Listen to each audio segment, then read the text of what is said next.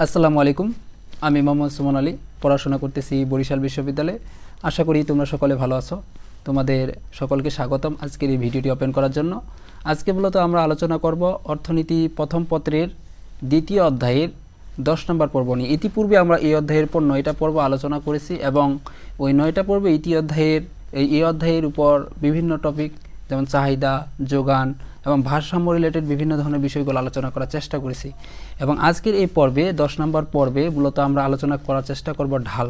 অর্থাৎ আজকে এই পর্বে মূলত আমরা চেষ্টা করব ঢাল রিলেটেড যত কিছু বিষয় আছে, অর্থাৎ ঢালের আমাদের কিভাবে ঢাল নির্ণয় করব, রেখার ঢাল, কোনো নর্মাল কোনো একটা যখন চিত্র বলবে সেখানে ঢাল, মানে অর্থাৎ মোট কথায় যদি বলতে চাই ঢালের A to Z, ঢাল সম্পর্কে আমাদের বিস্তারিত যত কিছু বিষয় জানা লাগে সবগুলো বিষয় আজকে আলোচনা করার চেষ্টা করব। তো আশা করি তোমরা শেষ পর্যন্ত ধৈর্য ধরে দেখতে থাকবা ভিডিওটা। তো তাহলে আমরা শুরু করি। ঢাল, দেখো ঢালের ইংরেজি যেটাকে আমরা বলি হলো স্লফ। বাংলায় হলো ঢাল, কিন্তু ইংরেজিতে ঢাল বলা হয় না, ইংরেজিতে বলা হয় ঢালকে হলো স্লফ বলা হয়। তো এখন ঢালের সংজ্ঞাটা কি, এই সংজ্ঞাটা কিন্তু বারবার পরীক্ষায় আসে যে ঢাল বলতে কি বোঝায় বা ঢালের সংজ্ঞা তোমাকে বলতে বলে। ঢাল দেখো, ঢালের যে সংজ্ঞা সেই সংজ্ঞাটা হলো সাধারণত কোনো অপেক্ষকে স্বাধীন চলকের পরিবর্তনের ফলে অধীন চলকের যে পরিবর্তন হয় তার অনুপাতকে ঢাল বলে। তাহলে ঢাল কাকে বলে? দেখো, কোনো অপেক্ষকে স্বাধীন চলকের পরিবর্তন, আমরা আগেই জানি যে একটা অপেক্ষকে মূলত দুই ধরনের আমরা চলক দেখতে পাই, একটা স্বাধীন চলক, একটা অধীন চলক। তো স্বাধীন চলকে কিন্তু সবসময় পরিবর্তন হয়, এটা কিন্তু আমরা আগেই বলছি। স্বাধীন চলকের পরিবর্তনের ফলেই কিন্তু অধীন চলক পরিবর্তন হয়। এই স্বাধীন চলক পরিবর্তনের ফলে যে অধীন চলকে যে পরিবর্তন হয় তার যে অনুপাত, এই অনুপাতটাকে মূলত আমরা ঢাল বলতেছি। আমরা কিন্তু আগেই এটা পড়ছি যে স্বাধীন চলক কীভাবে পরিবর্তন হয়, স্বাধীন চলক পরিবর্তন কেন হয়, কী কারণে হয়, এই বিষয়গুলো কিন্তু সবগুলো কিন্তু আমরা আলোচনা করছি। তোমাদের বোঝার সুবিধার্থে সবগুলো কিন্তু খুব সুন্দরভাবে আলোচনা করা হয়েছে। তারপর আবারও বলে দিচ্ছি, দেখো স্বাধীন চলক এই কারণে পরিবর্তন হয়, এই কারণে এই অধীন চলক স্বাধীন চলকের উপর নির্ভর করে, কারণ স্বাধীন চলক তার যে মানটা, সেই মানটা সে যে কোনো সময় গ্রহণ করতে, মানে ইচ্ছা মতো তার গ্রহণ করতে পারে, মোট কথা হলো এটা। এই জন্য সে স্বাধীন, সে কখনো অন্যের উপর নির্ভরশীল নয়। অর্থাৎ স্বাধীন চলকের মান যেটা পাবো আমরা, এই মানটা আমরা বিভিন্ন পরিবর্তনের ফলে অধীন চলকের একটা মান কিন্তু পাবো, কিন্তু কখনো অধীন চলক সরাসরি পরিবর্তন হবে না। অর্থাৎ স্বাধীন চলকের মান পরিবর্তন করলে আমরা অধীন চলকের মান আলাদা পাবো। তার মানে অধীন চলকটা মূলত স্বাধীন চলকের উপর নির্ভর করতেছে। এটা কিন্তু আমরা বিগত পর্বগুলো কিন্তু আলোচনা করছি, খুব সুন্দরভাবে একবারে বিস্তারিতভাবে আলোচনা করেছি। যে তোমাদের বিশেষ করে কয় নাম্বার পর্ব, যেহেতু এটা 10 নম্বর না, আর 7 নম্বর পর্বে তোমাদের এই বিষয়টা খুব সুন্দরভাবে আলোচনা করা হয়েছে। তোমরা 7 নম্বর পর্বে যদি ভিডিওটা দেখে থাকো তাহলে খুব সুন্দরভাবে ওইখানে বুঝতে পারবা যে স্বাধীন চলক কি, অধীন চলক কি, সবগুলো বিস্তারিতভাবে আলোচনা কিন্তু ওইখানে আমরা করছি। তো এখন দেখো, তাহলে আমরা সংজ্ঞা যেটা ছিল ঢালের, যে কোনো অপেক্ষকে স্বাধীন চলকের পরিবর্তনের ফলে অধীন চলকের যে পরিবর্তন হয় তার অনুপাতটা হলো কি ঢাল, সেই অনুপাতটা হলো কি ঢাল। এখন ঢালের একটা সূত্র রয়েছে, এই সূত্রটা বারবার পরীক্ষায় আসে, খুব ভালো করে জানতে হবে এই সূত্রটা খুব ভালোভাবে। ঢাল সমান সমান লম্ব ভাগ ভূমি। ঢালের ক্ষেত্রে কী হবে, লম্বটা হবে লম্ব হবে উপরে আর ভূমিটা হবে কি নিচে, ঢালের সূত্র এটা। আর আরেকটা সূত্র রয়েছে ঢালের ক্ষেত্রে, দুইটা সূত্র কিন্তু এই দুইটা সূত্র তোমাদের মাথায় রাখতে হবে। আবারও বলছি, ঢালের ক্ষেত্রে দুইটা সূত্রই তোমার মাথায় রাখতে হবে। যখন নর্মাল ঢাল বলবে তখন এটা উপরেরটা, আর যখন তোমাকে কোনো একটা রেখার ঢাল নির্ণয় করতে হবে তখন কিন্তু তোমার নিচের সূত্রটা দিয়ে করতে হবে। তো কীভাবে করবা আমরা বিস্তারিত দেখাবো, দেখতে থাকো। এই সূত্রটা ক্ষেত্রে কি, 2 নম্বর সূত্রের ক্ষেত্রে আমরা দেখতে পাই ঢালের ক্ষেত্রে ঢাল সমান সমান অধীন চলকের পরিবর্তন ভাগিত স্বাধীন চলকের পরিবর্তন। অর্থাৎ অধীন চলকের যে পরিবর্তন হবে সেটা দিব, ভাগ স্বাধীন চলকের পরিবর্তন দিব। এখন এখানে আরেকটা বিষয় আমরা জানি, লম্ব অক্ষে সবসময় স্বাধীন চলক হয়, আমরা কিন্তু আগেই বলছি। কিন্তু তোমাদের বলছিলাম, যখন এই কথাটা বলছিলাম যে লম্ব অক্ষে সবসময় স্বাধীন চলক হয়, তখন এটা অবশ্যই বলছিলাম যে সব ক্ষেত্রে হয় না। যেমন ঢাল যখন নির্ণয় করি তখন ব্যতিক্রম ঘটে, সেখানে আমরা স্বাধীন চলকটা দেখি ভূমি অক্ষে আর অধীন চলক দেখি লম্ব অক্ষে। তো ওই জন্য এখানে এই যে উপরে যে আমরা লম্বটা নিই না, ওই লম্ব অক্ষে অধীন চলক ধরা হয়েছে, আর ভূমি অক্ষের নিচে যে ভূমিটা নেব ওই ভূমি অক্ষে ওই জন্য স্বাধীন চলকের পরিবর্তনটা আমরা ধরবো। এটা যখন একটা রেখার ঢাল নির্ণয় করবো তখন এই সূত্রটা মূলত আমাদের দরকার পড়বে। তো আপাতত আমরা প্রথম যে সূত্রটা, যেটা যে ঢাল সমান সমান লম্ব ভাগ ভূমি, এই সূত্রটা দিয়ে কয়েকটা অঙ্ক করার চেষ্টা করি। দেখো, তো পরীক্ষায় যেভাবে আসে এবং যেভাবে তোমাদের উত্তর করতে হয়, যখন নর্মাল প্রথম যে সূত্রটা আছে সেই সূত্রটা থেকে পরীক্ষা আসে, এরকম একটা চিত্র দিয়ে দেয়। চিত্র দিয়ে মনে করে বলবে যে এখানে এ রেখার ঢাল কত, বি রেখার ঢাল কত, বা সি রেখার ঢাল কত, এরকম কিন্তু তোমাকে ঢাল নির্ণয় করতে বলে। তো যখন তোমার বলবে এরকম যে এ রেখার ঢাল কত, তারপর বি রেখার ঢাল কত, সি রেখার ঢাল কত, তাহলে তোমাকে প্রথমে দেখতে হবে আমার এখানে কোন সূত্রটি অ্যাপ্রোপ্রিয়েট বেশি হচ্ছে। এক্ষেত্রে আমরা প্রথম যে সূত্রটা আমরা দেখতে পাচ্ছি সরি, প্রথম যে সূত্রটা আমরা দেখতে পাচ্ছি সেই সূত্রটা কিন্তু বেশি অ্যাপ্রোপ্রিয়েট হচ্ছে, কিন্তু দ্বিতীয় সূত্রটা কিন্তু এখানে খাটবে না, কারণ ওই সূত্র দিতে গেলে আমাদের পরিবর্তন লাগবে, কিন্তু এখানে তো আমাদের পরিবর্তন নাই, ওই জন্য কিন্তু ওই সূত্রটা আমরা খাটাইতে পারবো না, 2 নম্বর সূত্রটা। আর পরিবর্তন মানে কি, ডেল কীভাবে কাজ করে আমরা যখন যাব তখনই বুঝবা, কারণ ওটা উঠে গেলে তোমার 2টা মান লাগবে, কিন্তু আমাদের এখানে কিন্তু 2টা মান নাই। তো দেখো এখন তাহলে আমরা যদি বলি এ রেখার ঢাল, তখন বলবো এ রেখার ঢালের ক্ষেত্রে, এখন মনে করো যখন এ রেখার ঢাল বলবে তখন একটা জিনিস মাথায় রাখবা, এই যে আমাদের তখন কিন্তু জাস্ট এখানে অনেক দেওয়া হয়েছে বড় যদিও, কিন্তু আমাদের তখন শুধু এই যে যেটা আমি ওই এঁকে দিচ্ছি না, জাস্ট এটা থাকবে, এটা থেকে এরকম বলবে যে এই যে রেখাটা আছে এখানকার মধ্যে, এই যে এই দিককার যে রেখাটা, তোমাদের অন্য কালার দিয়ে দেখাচ্ছি দেখো যাতে সুন্দরভাবে বুঝতে পারো, এই যে এই দিককার যে রেখাটা, এই যে এই রেখাটা বলবে এই রেখাটা তোমরা ঢাল নির্ণয় করো, তোমাকে এভাবে পরীক্ষায় প্রশ্ন পড়বে, কিন্তু বলবে এই রেখার ঢাল নির্ণয় করো, তখন এই রেখার যখন ঢাল তোমাকে নির্ণয় করতে বলবে তখন তুমি বলবা লম্ব ভাগ ভূমি, অর্থাৎ বলবা যে এই রেখার ঢাল সমান সমান লম্ব ভাগ ভূমি, লম্বের মান কত আছে 5, তার মানে 5 দিয়ে দিলা, আর ভূমির মান কত, ভূমি হলো নিচেরটা, ভূমির মান কত, ভূমির মান হলো 5 দিয়ে দিলা, আর 5 ভাগ করলে কত 1। এখন আবার অনেকের মধ্যে একটা কনফিউশন যে তাহলে এখানে -1 কেন দিল, কারণ -1 এই কারণে দিছে, এই রেখা যে হয়েছে এই রেখার ঢাল মূলত বাম থেকে ডানে নিম্নগামী হয়েছে, এই রেখা কী হয়েছে, এই রেখা মূলত বাম থেকে ডানে নিম্নগামী হয়েছে, আর আমরা আগেই জানি বাম থেকে ডানে যখন কোনো রেখা নিম্নগামী হয় তার ঢাল কি হয়, ঋণাত্মক হয়, আর বাম থেকে ডানে যখন ঊর্ধ্বগামী হবে তখন সে রেখার ঢাল কী হবে, ধনাত্মক হবে। তো এটা কিন্তু আমরা বিস্তারিত আরও পাবো, একবারে আসতেছি, ধৈর্য ধরো, শেষ পর্যন্ত দেখতে থাকো। তো এরপরে দেখো তোমার যদি বলো বি রেখার ঢাল কত, ওই একইভাবে বি রেখা, এই যে এবার হলো এই যে রেখার, এই যে সরি দেখো বি রেখা কোনটা আমাদের, একটু তোমাদের সুন্দরভাবে দেখাচ্ছি, দেখো এই যে এই রেখাটা যেটা দেখতে পাচ্ছ এই দিক যেটা আসতেছে, এই রেখাটা হলো তোমাদের বি রেখা। তো যদি এই রেখার তোমাকে ঢাল নির্ণয় করতে বলে তাহলে তখন কি ধরবা, লম্বর মান কত 5, মানে যে জায়গায় মিলিত হয়েছে ওই বিন্দুটার যে মান তোমরা অবশ্যই ওই মানটাই ধরবা। তো এখানে কোন বিন্দুতে মিলিত হয়েছে, এই বিন্দুতে, তার মানে ওইখানে মান কত 5 দিয়ে দিলা লম্ব। আর ভূমি কত, ভূমি হলো কত, দেখো ভূমি, এই যে ভূমি তখন কিন্তু আর 5 ধরবা না, কেন 5 ধরবা না, কারণ ওই রেখাটা সোজা কোথায় গিয়ে মিলিত হয়েছে তোমাকে ওইটা লক্ষ্য রাখতে হবে, এই বিন্দুতে মিলিত হয়েছে, এই যে বিন্দুতে আমরা দেখতে পাচ্ছি, তার মানে তখন এই যে টোটাল যে পরিমাণটা, তখন টোটাল পরিমাণটা ধরতে হবে, তার টোটাল পরিমাণ আমাদের কত 10, যেহেতু 10 আছে তার মানে টোটাল 10, কিন্তু কেউ আবার ভুল করে আবার যোগ করিও না, 10 আর 5 হলো 15, এরকম করিও না আবার, মানে টোটাল এই বিন্দু যে জায়গায় মিলিত হবে ওইখানে যে সংখ্যাটা আছে ওই সংখ্যাটা ধরবা, তার মানে উপরে হলো 5, নিচে হলো কত 10, তাহলে তো 5 ভাগিত 10 দিলে আমাদের কত আছে -0.5, মাইনাস কত আছে -0.5 আছে। এরপরে দেখো, এরপরে তোমাদের আরেকটা রেখা বললো যে বি রেখা, এই যে উপরে যে রেখাটা এই দেখতে পাচ্ছ এই রেখাটা, এটাকে বলে হলো বি রেখা, বললো এই রেখার ঢাল নির্ণয় করো, ওই একই হিসাব, এই রেখার ঢালের ক্ষেত্রে তার লম্ব দিলা, লম্ব কত, লম্ব হলো 10, লম্ব 10 দিলা, ভূমি কত, ভূমি হলো 10, তাহলে 10 ভাগ 10 সমান সমান 1, -1, সবটাই তিনটাই ক্ষেত্রে -1 কেন হয়েছে, কারণ এই রেখা আমরা দেখতে পাচ্ছি তিনটাই রেখা বাম থেকে ডানে নিম্নগামী হয়েছে, আর বাম থেকে ডানে যদি নিম্নগামী হয় সে রেখার ঢাল সবসময় ঋণাত্মক হয়, কিন্তু মান কিন্তু ঋণাত্মক না, এইটা তোমাদের মাথায় কিন্তু খুব ভালোভাবে রাখতে হবে, এখানকার মানগুলো কিন্তু একটাও ঋণাত্মক না, কারণ 5 থেকে যদি 5 ভাগ দিয়ে আমরা 1 আসে 1 আসে, তো 1 তো ধনাত্মক না, কিন্তু এখানে মাইনাস দেওয়া হয়েছে মূলত একটাই কারণে, সেটা হলো এই রেখাটা বাম থেকে ডানে নিম্নগামী হয়েছে। ঢালের ক্ষেত্রে এটা খুব ভালোভাবে মাথায় রাখবা, ঢালের ক্ষেত্রে বিশেষ করে, যে এখানে যখনই দেখবা বাম থেকে ডানে নিম্নগামী তখন সেটা প্লাস সংখ্যাটা আসুক, কিন্তু তারপরে তোমাকে মাইনাস দিতে হবে, আশা করি বিষয়টা বুঝতে পারছো। তো দেখো এখন এখানকার মধ্যে তোমাদের যদি একটা আমি প্রশ্ন করি, তিনটা রেখা তো ঢাল নির্ণয় করাম, এখন যে প্রশ্ন করি আমি যে এ রেখার ঢাল এবং বি রেখার ঢাল, এই যে এ এবং আমাদের বি দুইটা রেখার ঢাল একই কেন, এই দুইটা রেখার ঢাল আমরা একই কেন দেখি, এ এবং আমাদের যে বি আছে এই দুইটা রেখার ঢাল আমরা কেন একই লক্ষ্য করতে পারি, কি কারণে মূলত এই দুইটা রেখার ঢাল আমরা একই দেখি, এটা কি কারণে বলতো, যে এ এবং বি এখানে দুইটা রেখার ঢাল -1 একই কেন হয়েছে, দেখি কে বলতে পারে, কমেন্টে জানাও তো দেখি, যে আমাদের অনেকে কমেন্ট করতেছে দেখতেছি, জানাও সবাই কমেন্টে জানাও যে এ এবং বি যে আছে এই এ এবং বির মধ্যে দুইটা রেখার যে ঢাল আছে ঢাল মানটা একই কেন, আমি বলে দিই, তোমরা বলতে পারবে না মনে হয়। দেখো এ এবং বি এই দুইটা রেখার মধ্যে আমরা সহজ একটা উদাহরণ দিই, একবারে সহজ, খুব ভালোভাবে তোমাদের বুঝাই, দেখো ইজিলি বুঝবা। মনে করো একটা পাহাড়, তোমাদের একটা দেখাই, একবারে পাহাড় অঙ্কন করে দেখাচ্ছি, দেখো এই একটা পাহাড়, এটা একটা পাহাড়, এখানে মনে করো আরেকটা পাহাড় আছে, দুইটা পাহাড়, এখানে মনে করো আরেকটা পাহাড় আছে, এরকম তিনটা কিন্তু আমি পাহাড় দিলাম। দেখো ঢাল মানে কি, ঢাল জিনিসটা কি, যদি একবার সহজ ভাষায় বলতে যাই, ঢাল হলো সেইটা কতটা ঢালু, কি বললাম, ঢাল হলো সেই ভূমিটা বা ভূপৃষ্ঠটা বা যেটাই হোক নর্মাল ভাষা যেটা আর কি, সেটা কতটা ঢালু, মানে সেটা ঢালু কতটা, সেই ঢালুর পরিমাণটা আমরা যে বের করি এটাকেই অর্থনীতি ভাষায় ঢাল বলা হয়।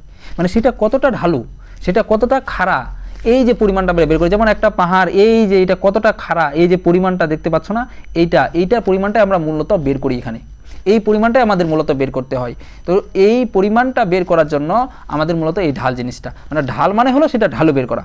তো এখন দেখো এইটা পাহাড় যতটা ঢালু, এটাও কিন্তু এই একই পরিমাণ কিন্তু ঢালু, যদিও একটু কম বেশ হয়েছে, কিন্তু আমরা চেষ্টা করছি একই পরিমাণ করে। কিন্তু এই পাহাড়টা ঢালুটা, এইগুলো যতটা ঢালু এর চেয়ে কম না, মানে এই ঢালুর পরিমাণটা এখানে বেশি না নাই।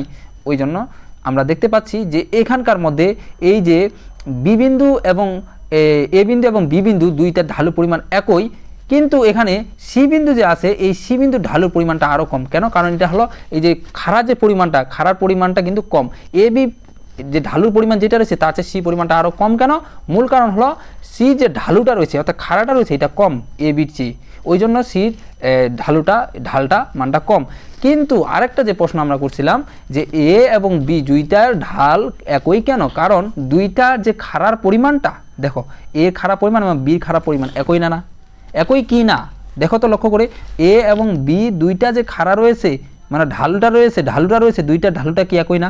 মানে এখানে যতটুকু দূরত্ব, মানে এটা যেভাবে খাড়া হয়ে রয়েছে এটাও ঠিক একইভাবে খাড়া হয়ে রয়েছে, এরকম অবস্থা। আমার কথা কি বুঝতে পারছো? যেমন এই পাহাড়টা যেরকম এখানে খাড়া, এই পাহাড়টা একই রকম খাড়া, তার মানে দুইটা ঢালু একই। কিন্তু বড় ছোট পাহাড় হতে পারে, মনে করো এই পাহাড়টা অনেক বড় হলো, এই পাহাড়টা মনে করো ছোট হলো, কিন্তু যে ঢালুর যে পরিমাণটা, ঢালুর পরিমাণটা তো একই দুইটা পাহাড়ের। আমার কথা কি বুঝতে পারছো? আমি যেটা বোঝাতে চাচ্ছি আশা করি বুঝছো। তারপরে যদি কোনো সমস্যা হয় আমাকে কমেন্টে বলো, তোমাদের সেটা আবার বোঝাচ্ছি যদি কারো কোনো বুঝতে সমস্যা হয়। তো দেখো এখানে যে কথাটা বলছে, বাম থেকে ডানে নিম্নগামী সরলরেখার ঢাল ঋণাত্মক, এটা আগেই বলছি, খুব সুন্দরভাবে তোমাদের আলোচনা করে দিছি। এরপরে দেখো তোমাদের বলি আরেকটা জিনিস হলো যে দেখো এখানে যেটা দেখানো হয়েছে রেখার ঢাল ক্ষেত্রে যেটা বলেছে, এই রেখার ঢাল, এই যে একটা এই রেখা রয়েছে, এই রেখার যদি ঢাল নির্ণয় করতে বলে, যেটা একটু আগে দেখাইলাম, যে এটা অনেক তিনটা প্রসেসে দেখাইলাম একবারে। তোমার লম্ব ভাগিত ভূমি, তোমার হলো যে লম্ব থাকবে এবং ভূমি থাকবে, কিন্তু এখানে একটু ব্যতিক্রম হয়েছে। সে ব্যতিক্রমটা কি দেখো, এখানে এই যে এটা হয়েছে, এটা ক্ষেত্রে কি ব্যতিক্রমটা, এই যে আমরা নোটটা দেখি, নোটটা দেখলে ইজিলি বুঝতে পারবো। দেখো স্বাভাবিক অবস্থায় ঢাল নির্ণয় করার ক্ষেত্রে লম্ব অক্ষে অধীন চলক, যেটা আমরা একটু আগে বললাম, কারণ লম্ব অক্ষে এখানে স্বাধীন চলক ধরা হয় না, এবং ভূমি অক্ষে স্বাধীন চলক ধরে ঢাল নির্ণয় করতে হয়। তবে যখন প্রশ্নে লম্ব অক্ষে পি স্বাধীন চলক এবং ভূমি অক্ষে কিউ অধীন চলক দেওয়া থাকবে, মানে আগে থেকেই তোমার দেওয়া হয়েছে যে পি স্বাধীন চলক হলো তোমার লম্ব অক্ষে এবং তোমার কিউ অধীন চলক দেওয়া থাকবে ভূমি অক্ষে, যেটা আগে থেকে মনে করো ওনারা নির্দিষ্ট করে দিয়ে দিছে। যদি না দেয় তাহলে তো কোনো প্রবলেম নেই, কিন্তু ওরা নির্দিষ্ট করে এটাই দিছে যে পিটা নিচে দেয় নাই, পিটা উপরে দিছে, কিন্তু নর্মালি পি কিন্তু নিচে থাকার কথা।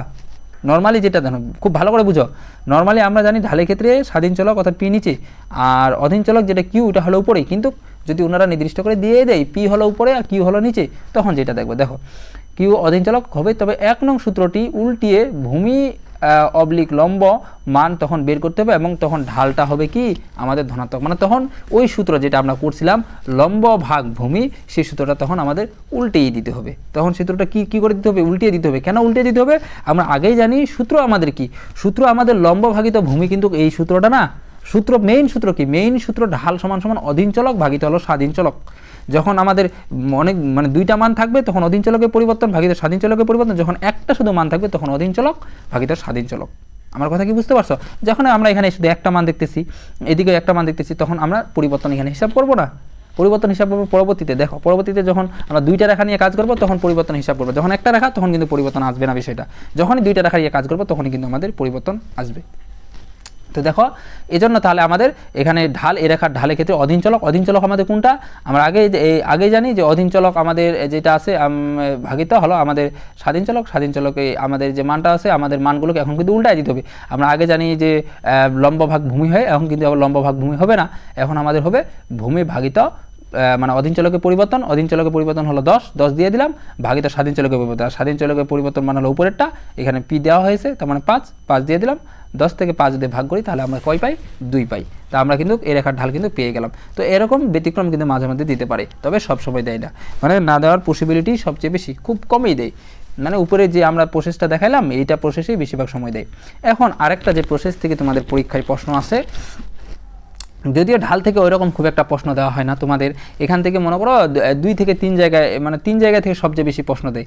স্থিতিস্থাপকতা থেকে প্রশ্ন দেয়, ভারসাম্য থেকে প্রশ্ন দেয়, আর একটা হলো তোমার এই যে চাহিদা এবং যোগান আছে না, ওই চাহিদার সূচি থেকে চাহিদা রেখা, যোগান সূচি থেকে যোগান রেখা, বা তোর তারপর ক্রমসমান প্রান্তিক উপযোগ বিধি, এই রকম বিষয়গুলো আছে না, এগুলো থেকেই মানে বারবার প্রশ্ন দেয়। এই ঢাল থেকে খুব কম দেয়, তবে বলা যাবে না, তোমাকে এমনভাবে পড়তে হবে যাতে তুমি সব জায়গা থেকে উত্তর করে আসতে পারো। তো দেখো, রেখার ঢাল মূলত হলো কয় ধরনের হয়ে থাকে? রেখার ঢাল মূলত 2 ধরনের হয়ে থাকে। 2 ধরনের মধ্যে কি কি দেখো, প্রথমটা হলো সরলরেখার ঢাল আর একটা হলো বক্ররেখার ঢাল। এইচএসসিতে পাঠ্য বইয়ে মূলত সরলরেখার ঢালটাই শুধু আলোচনা করা হবে, বক্ররেখার ঢাল এইচএসসিতে পাঠ্যবইতে অন্তর্ভুক্ত নয়, মানে এটা এইচএসসিতে পড়ানো হয় না নর্মালি। এটা যখন অনার্সে যাবে, অনার্স নিয়ে অর্থনীতি পড়বা, তখন এটা একবারে বিস্তারিত আলোচনা করবা যে বক্ররেখার ঢাল কীভাবে নির্ণয় করতে হয়। কিন্তু এইচএসসিতে এখান থেকে প্রশ্ন দেয় না, এইচএসসিতে জাস্ট সরলরেখা থেকেই প্রশ্ন দেওয়া হয়। তো সরলরেখার ঢাল, যে এই সরলরেখার ঢাল মূলত 4 ধরনের হতে পারে।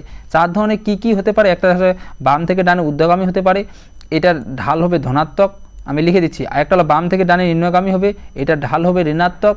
আর হলো ভূমি অক্ষের সমান্তরাল হবে, এর ঢাল হবে 0। আরেকটা হলো লম্ব অক্ষের সমান্তরাল হবে, এর ঢাল হবে হলো অসীম। এরকম আমাদের কিন্তু 4 ধরনের রেখার ঢাল হতে পারে। তো এটা কিন্তু মাথায় রাখতে হবে, এটা কিন্তু এমসিকিউর জন্য প্রচুর ইম্পর্টেন্ট, মানে একবারে খুবই ধরতে গেলে, কারণ এখান থেকে এমসিকিউ হরহামেশা দিয়ে দেয়। কেন? কারণ এটার সাথে আবার স্থিতিস্থাপকতার একটু মিল আছে, স্থিতিস্থাপকতার এটার সাথে একটু কনফিউশন লেগে যাবে, ওইখানে আবার এটার ব্যতিক্রম ঘটবে। ব্যতিক্রম বলতে কীরকম? তোমাকে বলে ভূমি অক্ষের সমান্তরাল লেখার স্থিতিস্থাপকতার মান কত? ভূমি অক্ষের সমান্তরাল সরল লেখার স্থিতিস্থাপকতার মান আবার অসীম, আর লম্ব অক্ষের সমান্তরাল স্থিতিস্থাপকতার মান আবার 0। আমার কথা কি বুঝতে পারছো? মানে তোমার জিনিসটা কিন্তু একটু উল্টায় দিবি, এই জন্য অনেকে এটার ক্ষেত্রে কনফিউশন খেয়ে যায়, যার কারণে কিন্তু এটা কিন্তু ভুল করে ফেলে। তোমার কিন্তু এই ভুলটা কিন্তু করা যাবে না, ওই জন্য এই জিনিসটা খুব সুন্দরভাবে মাথায় রাখবা।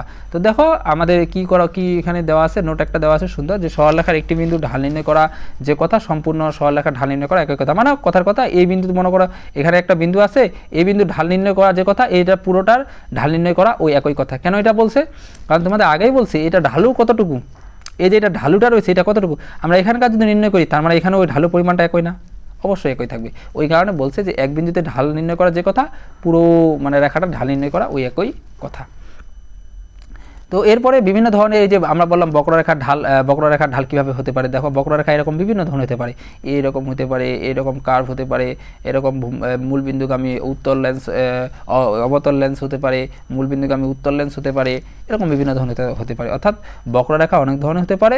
বক্ররেখা প্রত্যেক বিন্দুর ঢাল ভিন্ন ভিন্ন হয়, মানে ঢালগুলো আলাদা আলাদা হয়। কেন আলাদা আলাদা হয়? কারণ এখানে যে তোমার ঢালুর পরিমাণ, খারাপ পরিমাণটা যেরকম, এখানে কিন্তু ওই রকম না, ওই জন্য কিন্তু প্রত্যেক জায়গায় আলাদা আলাদা ঢাল বের হবে। কিন্তু সরলরেখার ক্ষেত্রে এরকমটা কিন্তু হবে না, সরলরেখার ক্ষেত্রে একই হবে। বক্ররেখা একটি বিন্দুর ঢাল নির্ণয় করতে হলে সেই বিন্দুতে একটা স্পর্শক আঁকতে হয় এবং সেই স্পর্শকের ঢাল নির্ণয় করতে হয়। এই যে নিচে যেরকম মনে করো যে বিন্দু তোমার ঢাল নির্ণয় করতে বলবে, মনে করো এই বিন্দুতে, এই যে মনে করো কথার কথা তোমার এই যে 2টা বিন্দু আছে, এই বিন্দুতে ঢাল নির্ণয় করতে বললো এ এবং সি। এখন এই বিন্দুতে যখনই ঢাল নির্ণয় করতে বলবে, এরকম এখানে যেমন স্পর্শক এঁকেছে, এরকম একটা তোমাকে স্পর্শক অঙ্কন করতে হবে। স্পর্শক অঙ্কন করার পর তারপরে তোমাকে মূলত ঢাল নির্ণয় করতে হবে। এটা জাস্ট তোমাদের বোঝার জন্য, এইচএসসিতে এগুলো প্রশ্ন আসবে না, কখনো আসেও নেই, জাস্ট এমনিতে ধারণা রাখতে পারো। তো এরপরে দেখো আমাদের রেখার ঢাল বা সরলরেখার ঢাল আমরা নিয়ে বিস্তারিত আলোচনা করি, যেটা আমাদের আলোচনা টপিকের মধ্যে অন্তর্ভুক্ত ছিল, সেটা আমরা দেখি। যে সরলরেখার ঢাল বা রেখার ঢাল বলতে কী বোঝায়, আগে সর্বপ্রথম এটা জানি, যে রেখার এক বিন্দু হতে অপর বিন্দুতে যেতে স্বাধীন চলকের পরিবর্তনের ফলে অধীন চলকের যে পরিবর্তন হয় তার অনুপাতকে রেখার ঢাল বা সরলরেখার ঢাল বলা হয়ে থাকে। তাহলে সরলরেখার ঢাল কি? যে রেখার এক বিন্দু হতে অন্য বিন্দুতে যেতে স্বাধীন চলকের পরিবর্তনের ফলে অধীন চলকের যে পরিবর্তন হয় তার অনুপাতকে, অর্থাৎ স্বাধীন চলকের পরিবর্তনের ফলে একটা রেখার এক বিন্দু থেকে, মনে করো এই রেখাটা এক বিন্দু থেকে আরেক বিন্দু যাইতে স্বাধীন চলকের একটা পরিবর্তন হয়, এর ফলে অধীন চলকের পরিবর্তন পাবো আমরা আগে জানছি। এই যে হয় তার যে অনুপাতটা, সেটাই মূলত রেখার ঢাল বা সরলরেখার ঢাল। আশা করি বিষয়টা বুঝতে পারছো।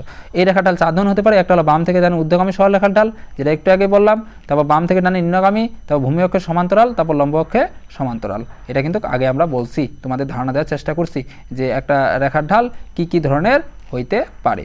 তো এগুলো খুব বিষয় না, বেশিক্ষণ আশা করি তোমাদের দীর্ঘায়িত করবো না, ক্লাসটা খুব দ্রুত শেষ করে দেবো। আজকের টপিকটা যদিও খুব একটা বড় ছিল না, ওদের ছোট টপিক, তো আশা করি তোমরা ক্লাসটা শেষ পর্যন্ত সবাই এনজয় করবা।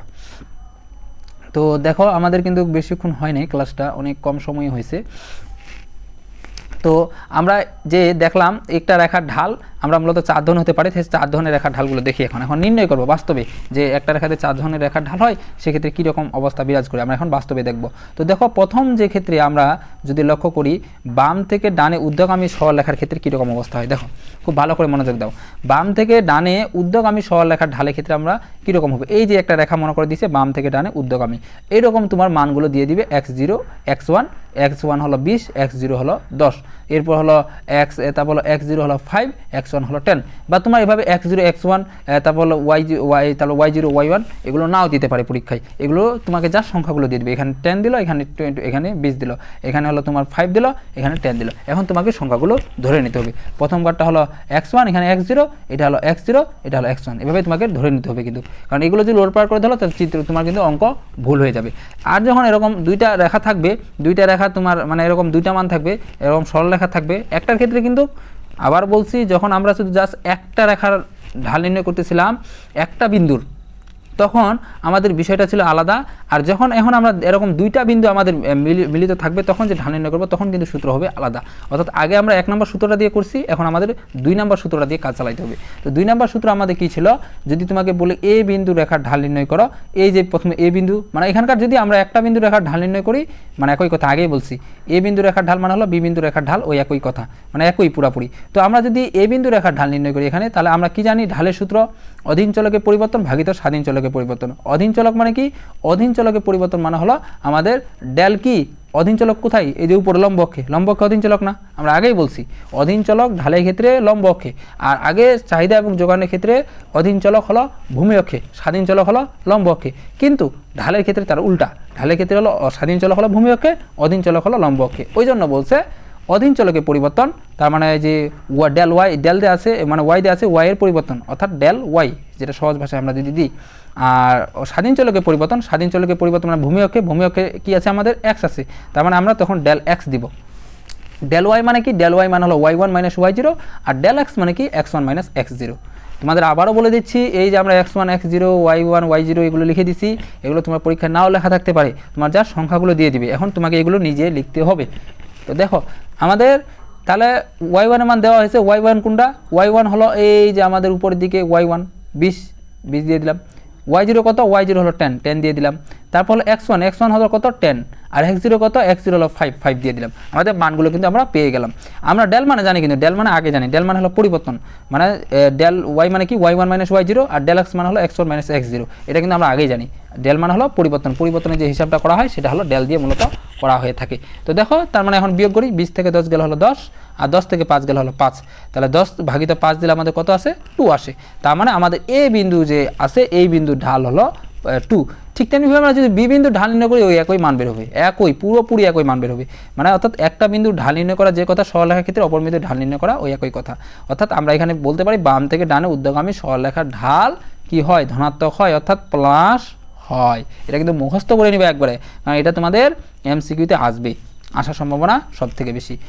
তারপর এরপর হয়েছিল বাম থেকে ডানে নিম্নগামী সরলরেখার ঢাল, ওই একই পুরোপুরি সেম, একটুও পার্থক্য নাই। ওই বাম থেকে ডানে ঊর্ধ্বগামী সরলরেখার ঢাল পড়লাম না, এখন বাম থেকে ডানে নিম্নগামী সরলরেখার ঢাল যখন পড়ব, ওই একই বিষয় একই সব কিছু আলোচনা হবে। দেখো কিভাবে, ওই এরকম তোমার মানগুলো ধরবে, প্রথমে x1 লম্ব উপরের লম্বকে y এর মান y1 y0, তারপর x1 x0 x1, এরকম মানগুলো তোমাদের ধরতে হবে।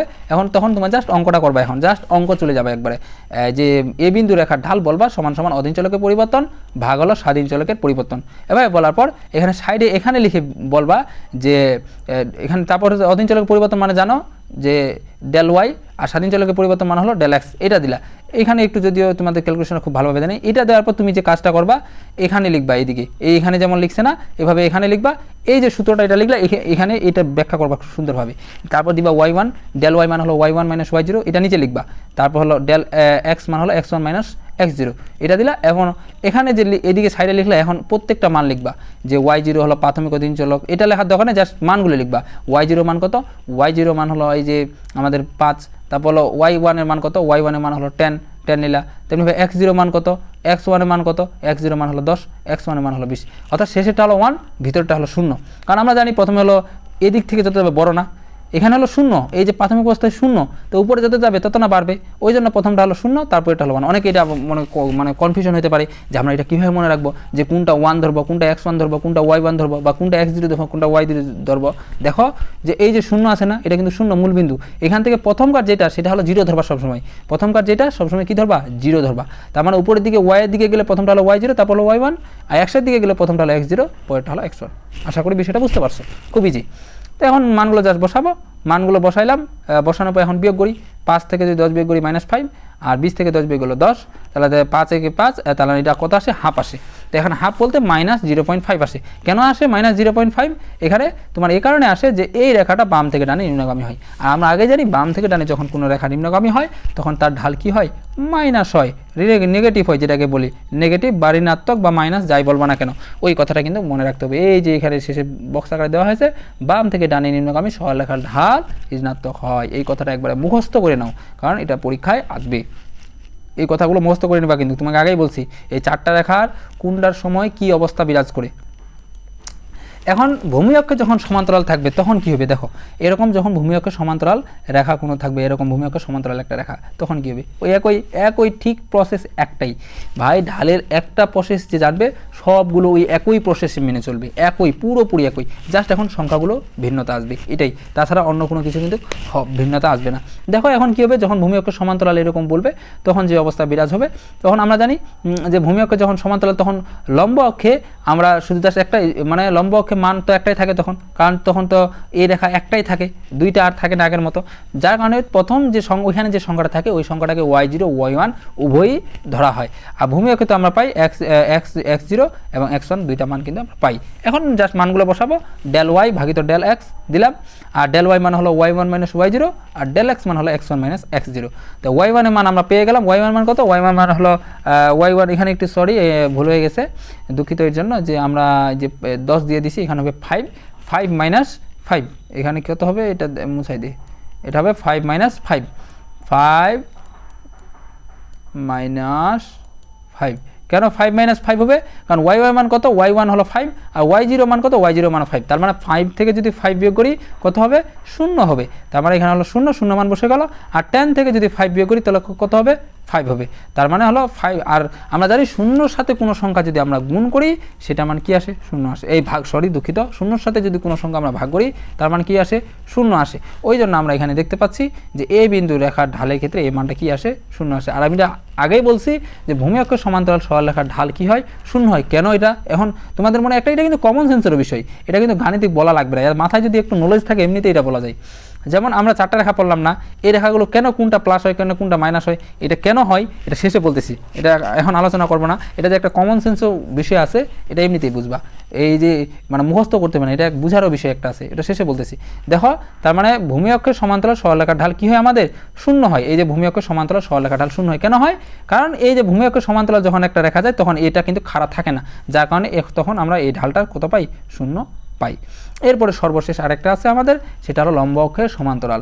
যখন লম্ব অক্ষে এরকম সমান্তরাল থাকবে তখন কি অবস্থা ঘটবে, দেখো লম্ব অক্ষে যেরকম সমান্তরাল এরকম যদি কোনো রেখা থাকে তখন আমরা যে প্রথম যে মানটা পাবো লম্ব অক্ষে সেটা হলো y0, তারপর এটা হলো y1, যেহেতু তখন আমরা একটাই রেখা পাবো এই দিক থেকে, মানে একটাই রেখা বলতে কি আমরা শুধু একটাই তখন মানে কলাম পাবো, তখন আমরা একটাই মানে রেখা পাবো এই দিক থেকে, আর রেখা পাবো না যখন মানে বিগত যেটা করলাম যে ভূমি অক্ষের সমান্তরাল তখন উপর দিক থেকে একটা রেখা পাইছিলাম, এখন আমরা নিচ দিক থেকে জাস্ট একটা রেখা পাবো যখন লম্ব অক্ষের সমান্তরাল বলবো, আর লম্ব অক্ষে আবার এদিকে আমরা দুইটা রেখা পাবো এইদিকে, কিন্তু ভূমি অক্ষ থেকে আমাদের জাস্ট একটা রেখাই আমরা যাবে। তো দেখো এখন এই যে একটা রেখা যে বিন্দু পাবো এই বিন্দুটা এখন আবার দুইটা নাম একসাথে গ্রহণ করবে, যেমন আগে লম্ব অক্ষে ওই একটাই বিন্দু দুইটা মান গ্রহণ করতে, এখন ভূমি অক্ষে একটাই বিন্দু দুইটা মান গ্রহণ করবে, অর্থাৎ এখানে এই বিন্দু এই মানটাই x0 x1 উভয়ই, আর উপরে হলো প্রথমটা হলো y0 আর তারপর এটা হলো y1, যেটা আমরা আগেই বলছি। তো এখন জাস্ট আমরা মানগুলো এখন বসাই করব। দেখো এই বিন্দু রেখার ঢাল, তোমাকে এখন এই রেখার ঢাল বের করতে হবে। ঢাল দেখো আমরা জানি ঢালের সূত্র কি, অধীন চলকের পরিবর্তন ভাগিত স্বাধীন চলকের পরিবর্তন, দিয়ে দিলাম। অধীন চলকের পরিবর্তন হলো del y, স্বাধীন চলকের পরিবর্তন হলো del x। কেন del y, কারণ অধীন চলক মানে লম্ব কি আছে, y আছে, ওই জন্য আমরা del y দিলাম, আর পরিবর্তন মানে হলো del, ওই জন্য del দিলাম। আর স্বাধীন চলকের পরিবর্তন হলো del x কেন দিলাম, কারণ del মানে পরিবর্তন আর x হলো তোমার হলো স্বাধীন চলক, স্বাধীন চলক এখানে ভূমি অক্ষে ধরা হয়েছে। তো তার মানে y1 মাইনাস y0, ডেল মানে জানি আমরা, আর ডেল x মানে হলো x1 মাইনাস x0, অর্থাৎ বড়টা থেকে ছোটটা বিয়োগ, y1 হলো বড়, y0 হলো ছোট, x1 হলো বড়, x0 হলো ছোট। তোমাকে এই সংখ্যাগুলো দেখার দরকার নাই, তুমি অবশ্যই এখানে মাথায় রাখবা। যদি তুমি এটা বলো যে y2 মাইনাস y1 তাও হবে, তুমি যদি বলো x2 মাইনাস x1 তাও হবে, তোমার ইচ্ছা, তুমি যেটাই বলবা। তবে এখানে তখন এই কাজটা করতে হবে, তখন x0 দিতে পারবে না, তখন বলতে হবে প্রথমটা x1, তারপর এটা হলো x2, এটা বলতে হবে প্রথমটা y1, তারপর এটা হলো বলতে হবে y2। বিষয়টা কি বুঝতে পারছো? দেখো, তার মানে প্রথমটা হলো y1, y1 মান কত? y1 মান হলো 10, আর y0 মান কত? y0 মান 5, 5 দিয়ে দিলাম, তাহলে 10 মাইনাস 5, আর x1 মান কত? x1 মান 10, আর x0 মান কত? x0 মান 10, মানে দুই উভয়ের মান কত? 10। তার মানে 10 থেকে 5 গেলে কত? 10 থেকে, সরি এখানে একটু ভুল হয়ে গেছে, দেখো 10 থেকে যদি আমাদের 5, এখানে ক্যালকুলেশনে একটু ভুল আছে আমাদের, মানে একটু আমাদের অঙ্কটার এখানে একটু মানে মানগুলো দিতে ভুল হয়ে গেছে। যে দেখো আমাদের মানে এটা এমন একটা অবস্থা হবে, 10 থেকে 5 যদি বিয়োগ করি উপরে আসে আমাদের কত? 5। দেখো মানে একটু উল্টা হয়ে গেছে আর কি, মানে এইটা নিচেরটা উপরে যাবে, উপরেটা নিচে হবে, এরকম অবস্থা। তোমাদের লিখেই দিই, তাহলে তোমাদের বোঝার সুবিধা হবে। 10 থেকে যদি 5 বিয়োগ করি কত আসে আমাদের? 5 আসছে, 5। আর যদি 10 থেকে 10 যদি বিয়োগ করি কত আসে? 10 থেকে 10 বিয়োগ করে আমাদের 0 আসে, এরকম কিন্তু মান আসে। এখন 0-র সাথে কোনো সংখ্যা যদি আমরা বিয়োগ করি তাহলে সেটা অসংখ্যায়িত আসবে, অর্থাৎ সেটার মান অসীম আসবে। অসংখ্যায়িত মান হলো অসীম, সেটা কখনো গুণে শেষ করা সম্ভব নয়। ওই জন্য এই যে লম্ব অক্ষে এইটার মান অসীম ধরা হয়। এখন তোমাদের একটা কথা বললাম যে লম্ব অক্ষে সমান্তরাল সরলরেখার ঢাল কী হয় আমাদের? তাহলে অসীম হয়। মানে লম্ব অক্ষে যখন যাবে এটা অসীম হয়, কেন? কারণ এই যে ওই রেখাটা উপরের দিকে যেতে থাকবে, কোথায় দিয়ে শেষ হবে তার কোনো সীমা গ্যারান্টি নাই। ওই জন্য এই রেখাটা মূলত ঢালটা আমাদের অসীম হয়। এখন তোমাদের একটা সর্বশেষ যে কথাটা বলবো, যে তোমাদের যে বললাম এই চারটাতে রেখা পড়লাম, একটা হলো বাম থেকে দেখাই তোমাদের, যদি একটা হলো তোমার বাম থেকে ডানে নিম্নগামী, একটা হলো বাম থেকে ডানে ঊর্ধ্বগামী, আর একটা হলো ভূমি অক্ষের সমান্তরাল, আর একটা হলো লম্ব অক্ষের সমান্তরাল। এই যে আমরা চারটা রেখা পড়লাম, এই চারটা রেখা যে আমরা কোন সময় কোনটা মান হবে এটা মুখস্থের বিষয় না, এটা বোঝারও বিষয়। বোঝার বিষয় মানে পুরোপুরি বোঝার বিষয়। কেন বলছি? দেখো, যখন একটা রেখা নিচে নামতেছে, তুমি মনে করো পাহাড় থেকে নিচে নামতেছো, মানে কি বিয়োগ হচ্ছে না, কমে যাচ্ছ না। পাহাড় থেকে নিচে নামা মানে কি? তোমার পরিশ্রমটা কমে যাচ্ছে না, তার মানে তখন কী হচ্ছে? মাইনাস হচ্ছে। যখন পাহাড়ের উপরে উঠতেছে তখন কী হচ্ছে? প্লাস হচ্ছে না। উপরে ওঠা মানে কি? যুক্ত হওয়া। মনে করো তোমার ছিল আগে 10 টাকা, এখন 15 টাকা হলো, তার মানে যোগ হলো না আরও কিছু। যখন এরকম উপরে যাবে তখন হলো যোগ, ওই জন্য এটা ঢাল হলো প্লাস। আর যখন এরকম নিচে নামবে তখন হলো মাইনাস। কেন? কারণ নিচে নামা মানে হলো কমে যা, তার মানে তখন হলো মাইনাস। ওই জন্য এই ঢাল ক্ষেত্রে এটা হলো মাইনাস, আর এটা ঢাল ক্ষেত্রে প্লাস। আর এটা ঢাল ক্ষেত্রে কেন শূন্য ধরা হয়? কারণ আমরা ঢাল মানে কি জানি? খাড়া। তো এখানে তো কোনো খাড়া নাই, কোনো খাড়া আছে মানে একবার সমান্তরাল একটা অংশ। তো সমান্তরাল যদি হয়, কোনো যদি খাড়া না হয়, একবার ভূমি অক্ষের যদি একটা সমান, ওই সমানে সমানে হয়, তার মানে ও কি কোনো ঢাল বাড়ি হবে? ওই জন্য তখন ঢালটা শূন্য হয়, কারণ ও তো খাড়াই নাই। খাড়া যত বেশি খাড়া হবে তার ঢাল তত বেশি হবে, কিন্তু এখানে তো খাড়াই নাই। সে তো খাড়া যদি থাকতো সেটা, তাহলে তার একটা ঢাল বের হইতো। সে ঢালও যদি থাকতো তার একটা, তাহলে হইতো, কিন্তু এখানে তো নাই। ওই জন্য তখন এক্ষেত্রে আমাদের যে ঢাল, সে ঢালটা হলো শূন্য হয়। আর যখন লম্ব অক্ষে এরকম হয় তখন ঢালটা অসীম হয়। কেন হয় অসীম? দেখো, কারণ এই যে উপরের দিকে রেখাটা গেছে, এখানে কোথায় শেষ হবে? মানে মহাকাশের উপরে চলে গেছে। এখন মহাকাশ কি কোনো শেষ আছে? কোনো শেষ নেই, এটা কিন্তু অসীম। ওই জন্য বলছে এই রেখাটা উপরে দিয়ে গেছে, মানে কোথায় যে শেষ হবে তার কোনো গ্যারেন্টি নেই। ওই জন্য বলছে তখন ঢালটা যেটা হয়, ঢালটা অসীম হয়, সেটা গুণে শেষ করা যাবে না। তো এই ছিল মূলত আমাদের আজকে যে সংক্ষিপ্ত একটা ছোট টপিক, খুব বড় একটা টপিক না, ঢাল।